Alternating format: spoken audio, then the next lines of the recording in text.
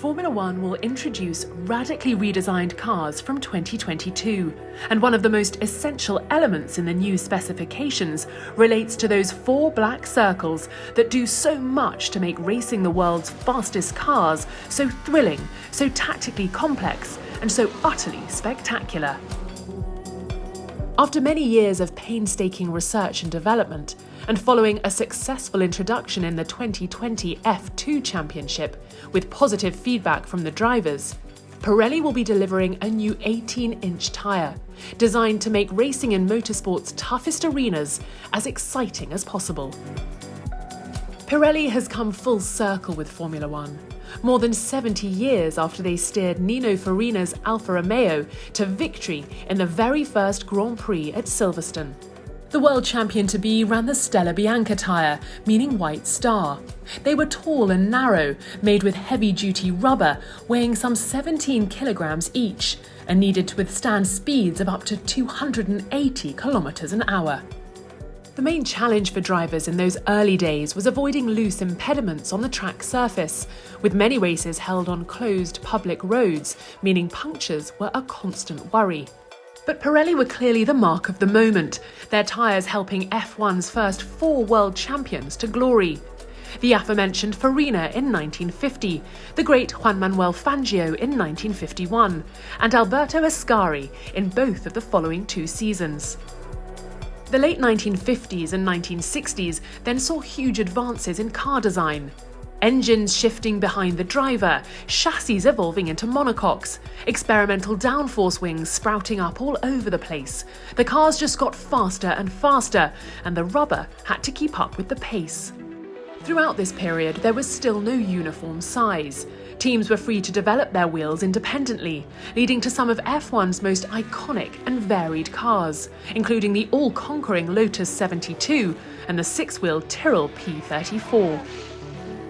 It wasn't until 1981 that F1 standardised its wheel sizes, opting for a 13-inch rim. The focus shifted to the compounds. In line with the demands of a turbocharged age, Pirelli developed different levels of toughness for different scenarios, including incredibly soft versions, designed with the sole purpose of getting a car to do a single lap of the circuit in the quickest time possible. In 1986, Pirelli teamed up with Benetton to add some flamboyance to the normally dull tyre sidewalls. But it would be a while before the sport introduced colour coding that related to the compound's relative hardness. Pirelli became F1's sole supplier in 2011, with a mandate to improve the greatest show on the planet. After the switch to V6 turbo hybrid power, teams needed some mighty rubber. Cue more research and development, and the delivery of F1's widest tyres to date in 2017. Robust beasts better able to withstand the G-forces unleashed by their quickest cars in history. And so to the future. 2022 will now see closer, more competitive racing that will push tyre technology to the limit. The new, fully redesigned Pirelli 18-inch wheels will complement the aerodynamic packages developed by F1, the FIA and the teams, and promise to be more reactive, with a higher cornering stiffness, especially at high speeds. The compounds will be more robust and have a wider working range, which should reduce degradation and therefore allow for less tyre management by the drivers, permitting them to push harder and for longer. 2022 promises to bring fans incredible action, closer racing, and a truly unmissable spectacle.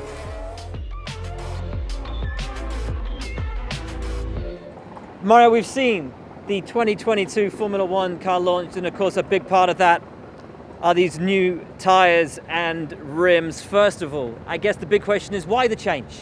I believe this is a lot more modern. We are not going to use 13 inches tires on road cars. The technology transfer from 18 inches to the road cars is a lot more relevant, so we can learn a lot more. And you know that we use motorsport and Formula One in particular as an open laboratory for our know-how. Mario, as we know, and as we can see, Pirelli has a rich history in Formula One. But how did you use all of Pirelli's knowledge to go from this to that? This one has been designed with a virtual model at the beginning, so we designed a virtual tire to use in a model made by the teams, and then we started with the first physical prototypes to test with our bench, our indoor testing, and we started track testing end of 2019. So it was a long process with many loops, with the teams learning about the new technical regulation and the performance expected for the new cars and tires. And thanks to that, we had the possibility to develop the new product, and now we are testing the new product on the mule cars that are sort of anticipation of next year cars. How hard is that, though? Because as we've seen and as we know from the specifications, the cars for next year are so dramatically different to the cars that exist right now.